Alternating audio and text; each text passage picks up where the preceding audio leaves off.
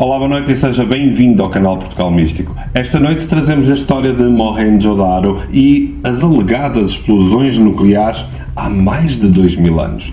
Fique connosco para saber tudo sobre esta peculiar antiguidade.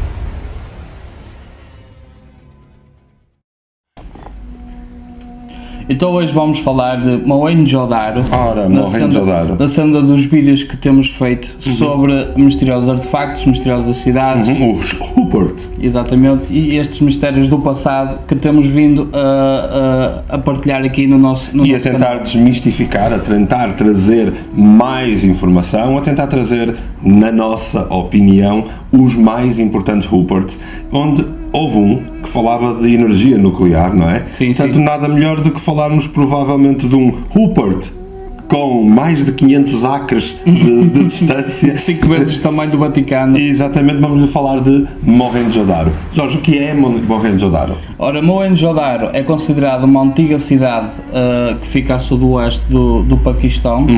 Fica ali a alguns, se quiseres, até a 400 milhas de Harappa. Chama-se Mohenjo-Daro porque quer dizer Monte dos Mortos. Obviamente esse não era o nome da cidade na altura, até que um dia morreram todos. Mas como é que era Mohenjo-Daro? Vamos primeiro falar de como era. Sim, esta antiga cidade é considerada um dos primeiros centros urbanos conhecidos ali no Paquistão e também das civilizações conhecidas ali na região da Índia. E curiosamente dizem que data a sua existência, data da altura da construção das pirâmides. Exato. Falta saber se eles se referem à construção das pirâmides que a arqueologia diz, a construção das pirâmides que as datações dizem, ou a construção das pirâmides que o canal Portugal Místico lhe trouxe naqueles fabulosos vídeos sobre pirâmides. Não viu? www.portugalmístico.com/canal, onde vai encontrar não só os vídeos sobre pirâmides, como os 43, porque hoje é o 43, os 43 vídeos em que nós fomos preparando esta desmistificação a todos os níveis, desde o lado esotérico, falando também o lado exotérico e agora com algumas desmistificações e motas a fazerem barulho. Mas vamos voltar a Mohenjo-Daro. Então, consta-se que foi construído pelo ano 2500 a.C., ou seja, isto coincide com as tais datações estranhas. Com a construção das pirâmides. Nesta altura, de facto, houve aqui grandes monumentos que foram construídos. Se me dissessem, Mário, onde é que, a que altura do mundo, das eras da humanidade, gostavas de ir? Eu gostava de ir a 2500 anos antes de Cristo. Foi onde apareceu tudo. Tudo. Primeiro, aparece tudo ao mesmo tempo, todos são fabulosos, arquitetos fabulosos, técnicos e engenheiros do mais alto gabarito, porque os de hoje não conseguem fazer a mesma coisa, e era lá que eu queria ir, porque de certeza, e depois todas as civilizações estavam ao rubro. Fantástico. De facto há aqui alguma coisa que nós não estamos a descobrir, porque eles na altura não tinham as ferramentas que nós temos hoje. Exatamente. Ou seja, ainda era muito mais complicado. Ora, mas sem as ferramentas que nós temos hoje, Mohenjo-Daro é, como tu dizias há pouco e muito bem, 5 vezes o tamanho do Vaticano, da atual cidade do Vaticano. Sim, sim. Ou seja, estamos a falar de uma cidade demasiado grande para aquela altura. Uma cidade que albergava milhares de pessoas. Sim, cerca de 35 mil pessoas. Tinha a capacidade de albergar 35 mil pessoas. Esta cidade, ela é maioritariamente dividida, segundo as escavações e daquilo que foi descoberto até agora, ela é maioritariamente dividida em 2 grandes centros, vamos dizer assim.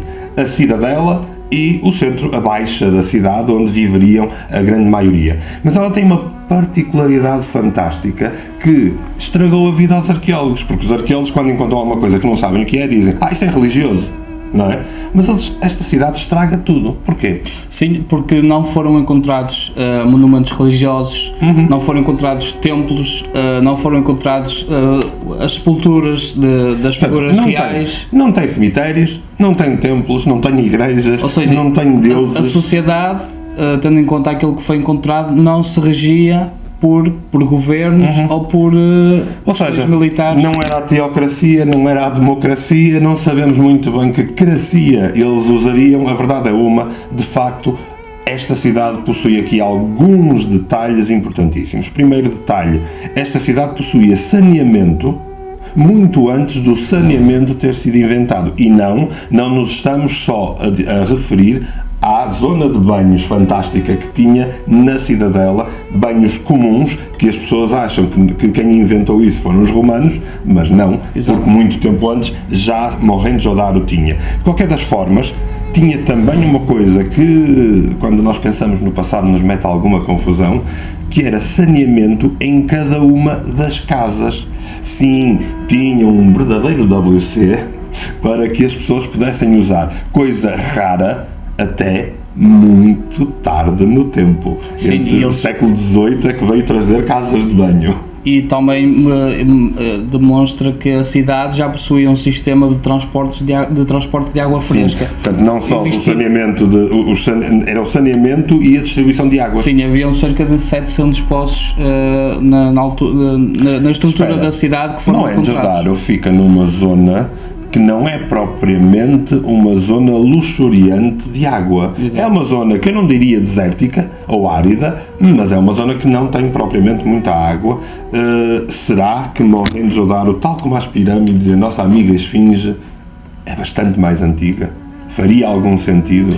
Assim, tendo em conta os sinais de erosão descobertos ao longo à volta da Esfinge, certamente água houve naquela altura. Quanto mais não seja para as Esfinge. Mohenjo-Daro agora, aquilo que nós lhe podemos dizer já é que trazemos-lhe grandes mistérios sobre Mohenjo-Daro. Fique connosco.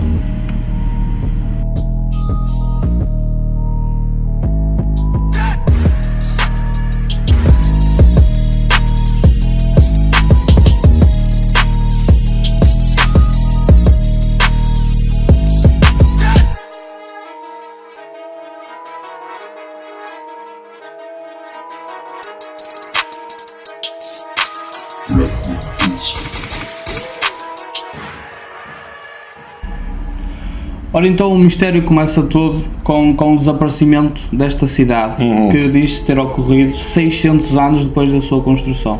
Ou seja, aquilo que afirmam é que 600 anos depois de uma cidade enorme destas ter sido construída, colapsou. Também afirmam que não sabem muito bem quem é que lá vivia, porque não há propriamente um povo que se possa dizer viver lá. Desconfia-se ter sido um povo dravidiano, ou seja, um povo aquilo que nós hoje chamamos os indianos, antes da grande civilização hindu. A questão é que essa civilização tem registros com mais de 6.000 anos. Logo, para ser essa civilização, então não podia ser em 2500 antes de Cristo. É tudo uma questão de fazer contas e matemática. Eu nunca entendi porque é que o arqueólogo, quando faz a pesquisa sobre as coisas, prefere dizer o que os outros dizem, que é mais simples. É para não estragar os seus livros de escola aí em casa. De qualquer das formas, conta-me tudo. Então, isto colapsa? Sim, colapsa e os arqueólogos descobrem que nas ruínas da cidade há esqueletos distribuídos ao longo das ruas. Portanto, não temos cemitério, mas temos esqueletos ao longo das ruas. Sim, e curiosamente os esqueletos estão abraçados e alguns estão em posição tipo de medo. Ou seja, temos estes esqueletos estes que estão, aliás até o conjunto mais conhecido até é de uma espécie de uma família em que se tem pai, mãe e duas crianças abraçadas e de mãos dadas, e isto nós encontramos na arqueologia em algo muito mais recente que já deve ter ouvido falar, que se chama Pompeia. Pompeia tinha de facto vários corpos também que tinham sido apanhados despercebidos completamente com a explosão do vulcão. Ora, aqui o que é que os pode ter apanhado? Um vulcão não foi, porque não há vulcões naquela zona. Agora, que eles foram apanhados completamente despercebidos no meio da rua, naquilo que faziam, há inclusive esqueletos que estão perto dos seus animais. Sim, totalmente carbonizados.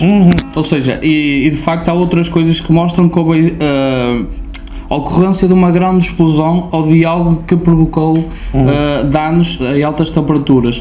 Tu encontras pedras carbonizadas e vitrificadas, assim como os tijolos que eles usavam para construir as estruturas. Encontras então os corpos, encontras também radiação no local. Espera, e é aqui que fica estranho. Aqui torna-se muito estranho. Sim. Primeiro, haver uma explosão naquela altura não me faz muito sentido, porque não havia bombas, não havia nada que pudesse explodir. Também não havia, tal como já dissemos, ali nenhum tipo de vulcão. Que raio de explosão é que pode haver? Que crie um epicentro de 50 metros quadrados, que crie um epicentro redondo, circular, um epicentro esse que tudo aquilo que está num determinado raio atingiu de tal ordem temperaturas altas que vitrificou, que é um processo muito complicado de atingir. Exato, e para a argila vitrificar, estamos a falar de temperaturas acima dos 2200 graus Celsius. Ou Isto seja, é muita coisa. estamos a ter aqui imensas informações sobre uma explosão que não faz sentido há tanto tempo atrás. Exato, ou seja, não era possível. Aqui estamos a falar de algo sobrenatural, de facto, porque não existia bombas nucleares naquela altura, porque só uma bomba nuclear é que conseguia produzir estes efeitos. A 16 de julho de 1945, a primeira bomba atómica foi testada num deserto americano. Esta bomba, depois de testada, deixou ficar tudo aquilo que nós podemos avaliar: a radiação, a vitrificação das areias do deserto. E curiosamente, esta vitrificação apresenta características idênticas às características apresentadas não só em Mohenjo-Daro, como noutros locais em África, desérticos em África. Curiosamente, não sei se sabias, mas os egípcios usavam aquilo que eles chamavam o vidro do deserto, que era algo que eles apanhavam numa zona específica do deserto do Sahara, e eles iam colher este vidro do deserto para fazer joias. Se os egípcios iam colher vidro do deserto para fazer joias, quer dizer que, seja lá o que foi que explodiu ali, foi antes dos egípcios. Se calhar aqui em Mohenjo-Daro também. Ou seja, não pode ser novamente há 2500 anos atrás. Sim, e talvez a única hipótese que estamos a ver aqui é de facto através de uma grande trovoada em que os raios atingem a areia e de facto pode criar vitrificação apenas num determinado local. Exatamente, aqui estamos a falar de uma grande extensão de um deserto que foi totalmente vitrificado.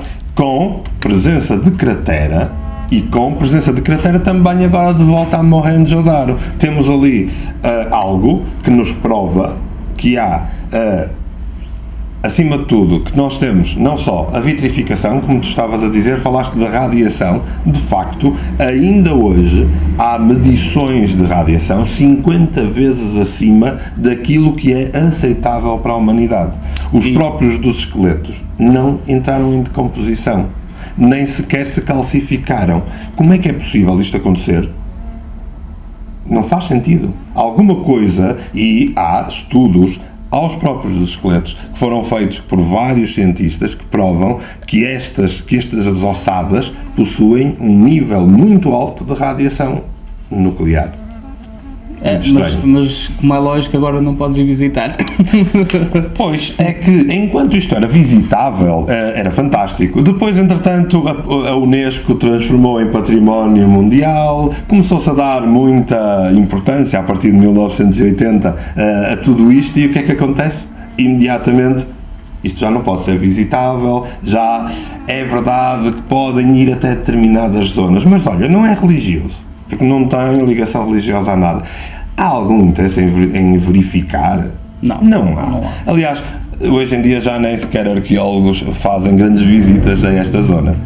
Portanto, estamos a falar, porque não interessa, de facto não interessa. Mas conta-me mais coisas sobre este Mohenjo-Daro que te recordes. Sim, há curiosidades que podem ajudar aqui na lógica desta conversa e explicar de certa forma o que é que se passou no Mohenjo-Daro. Então. Porque os antigos textos dos Vedas, nomeadamente o Bhagavad Gita. Diz de novo. Vamos tentar de novo. Nomeadamente o Bhagavad. É nos Vedas, de facto, há uma zona que é a canção do Senhor, que é o Mahabharata, que faz parte do Bhagavad Gita, e o Bhagavad Gita é, digamos, a parte dos Vedas mais sagrada que existe para o hinduísmo. Disseste muito bem, há de facto aí muitas pistas sobre... Nós podemos ligar ao próprio Mohenjo-Daro, não é? Eles falam principalmente de uma guerra que houve entre os deuses por Vimanas. Sabe o que são Vimanas? Vamos explicar-lhe o que são Vimanas. Segundo o Bhagavad Gita, existiam nos céus. Eles diziam que se mexiam, portanto, não era nos céus, mas não estavam estacionários. Eram considerados 3 grandes cidades. Exato, cidades voadoras. 3 grandes cidades metálicas que brilhavam com as luzes do Sol e da Lua, e estas 3 grandes cidades, que são Vimanas, são descritas ao pormenor nos próprios Vedas. Curiosamente, vão de tal maneira ao pormenor que pequenos Vimanas saíam dos grandes Vimanas e que são também descritos. Inclusive, eu posso lhe dizer que os Vedas explicam astrofisicamente como é que isto se move no ar. Mas não interessa nada, porque é os Vedas, aliás, isso é religioso. até como se constroem Vimanas. Sim, e vão ao ponto de dizer que é preciso ter mercúrio para utilizar. Como é que esta gente sabe estas coisas? Escrito há mais de 6.000 anos, não faz sentido. Bem, de qualquer das maneiras, a fazer sentido ou não, segundo a história do Mahabharata ou dentro do Bhagavad Gita, aquilo que acontece é que estas 3 cidades entram em guerra. Ou seja, os deuses estão loucos, passam-se dos carretos uns com os outros e toca a distribuir superpoderes entre eles. Estes superpoderes são de facto descritos ao pormenor. São setas grandes que nunca falhavam o alvo. Setas incendiadas que nunca falhavam o alvo. Mais descrições que, por exemplo, há uma parte muito interessante, aliás, eu até vou fazer, vou lê-la toda, que é para ficar direitinha, também que faz parte do Mahabharata. Quando o deus Rama foi ameaçado por um exército de macacos, ou como eu entendo, se não entende, vá visitar o nosso vídeo número 41, em que falamos da Anunnaki. E nós também falamos aí um bocadinho de macacada, não é? Pronto, voltando aqui. Quando o deus Rama foi ameaçado por um exército de macacos, ele colocou a sua flecha mágica em ação. Esta produziu um trovão luminoso mais forte que o calor de 1000 sóis, transformando tudo em cinzas. Os cabelos dos sobreviventes caíram, as unhas desintegraram-se, os potes quebraram-se sem causa aparente e as aves ficaram brancas. Deve ter sido do susto. Em poucas horas toda a comida estava envenenada e, para escapar do fogo, os soldados atiraram-se aos riachos para se lavarem a si mesmos e aos equipamentos. Isto, de facto, parece-me um míssil atómico ou qualquer coisa assim. Vamos deixar só passar a...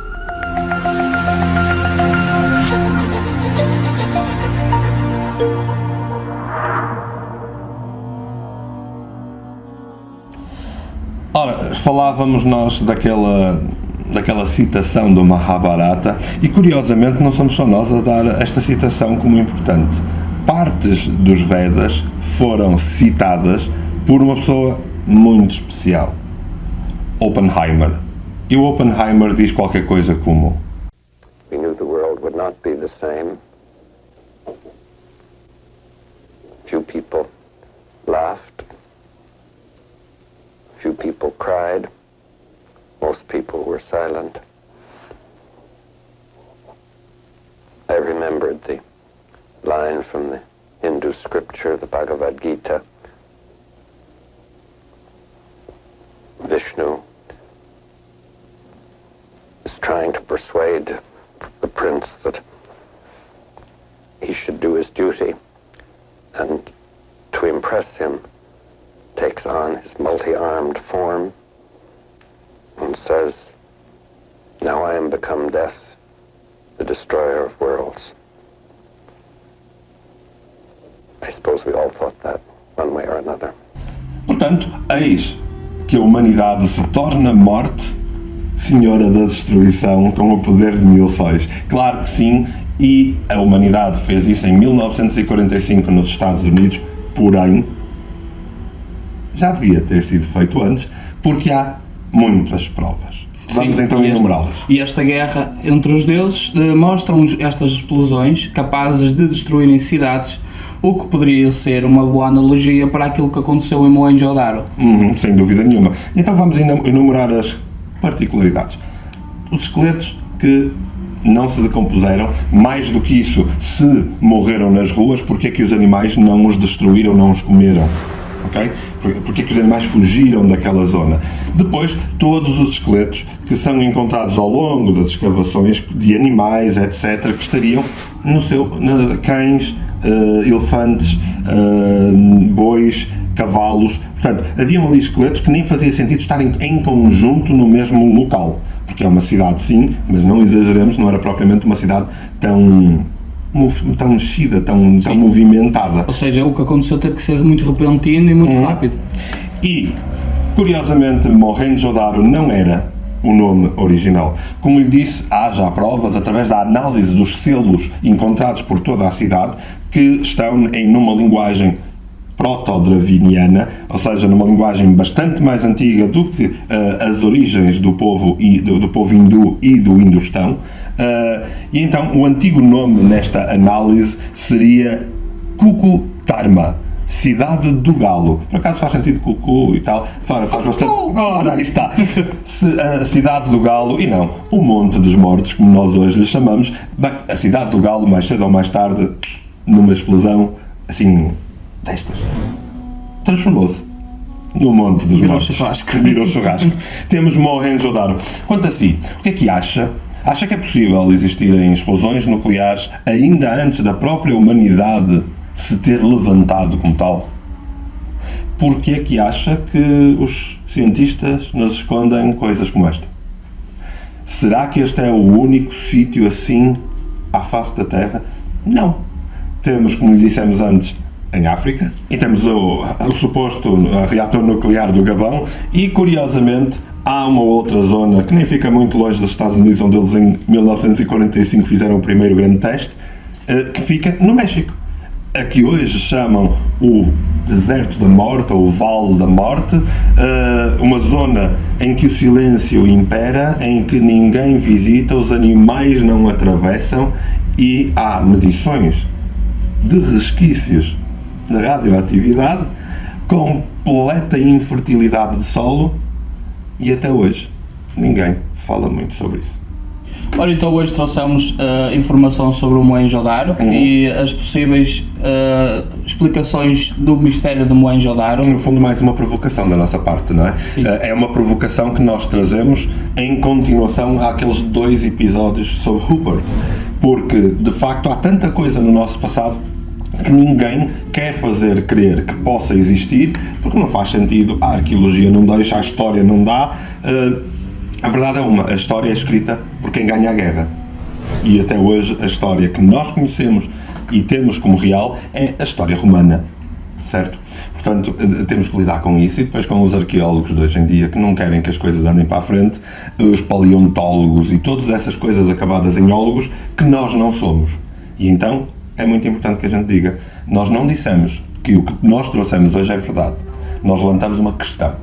Nós não somos de todo donos da verdade, nem queremos. O que é que nós queremos, na verdade?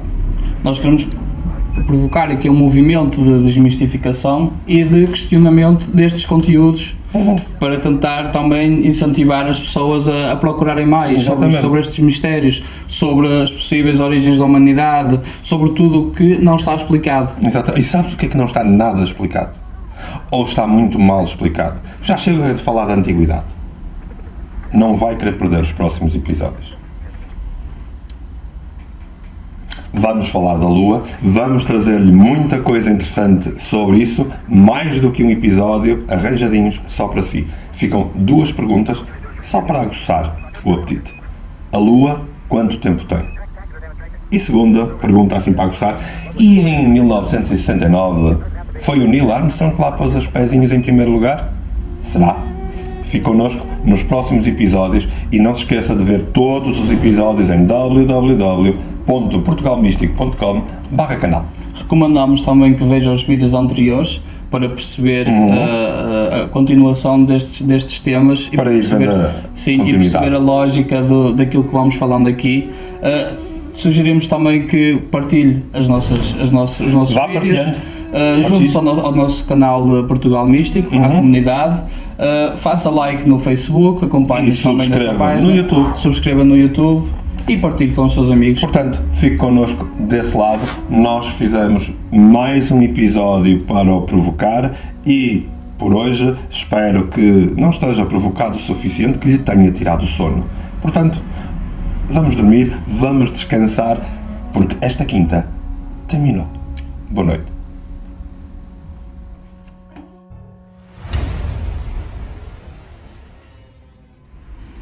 Olá e desde já, obrigado por estar desse lado, aqui com o canal Portugal Místico. Nós queremos trazer o máximo possível de informação, mas também ao mesmo tempo tentar fazer aqui um bocadinho de um programa de entretenimento que seja igualmente informativo e desmistificador.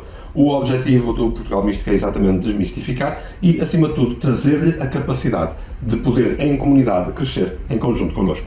Pelo investimento simbólico de 3€ estará desse lado a ajudar-nos não só a fazer a manutenção dos websites, a manutenção do canal, todo o processo de controlo e criação de conteúdos, mas acima de tudo está a ajudar-nos a ajudar em que nós estamos a ajudar a Elpo e através da Elpo nós vamos podendo fazer um bocadinho mais por aqueles que estão a precisar. Por outro lado, pode também fazer um investimento ligeiramente maior, um investimento mensal que vai não só apoiar o Portugal Místico e toda a criação de conteúdos e também ajudar-nos a ajudar de uma maneira mais expressiva, de uma maneira mais intensa e também irá trazer-lhe a capacidade de poder frequentar os nossos cursos ou ter acesso aos nossos produtos bastante mais barato e para isso depois terá um grupo exclusivo para patronos onde poderá ter acesso a tudo aquilo que está disponível para si.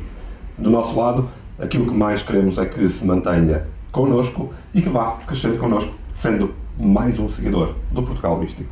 O canal Portugal Místico foi feito para si. Obrigado. Até à próxima.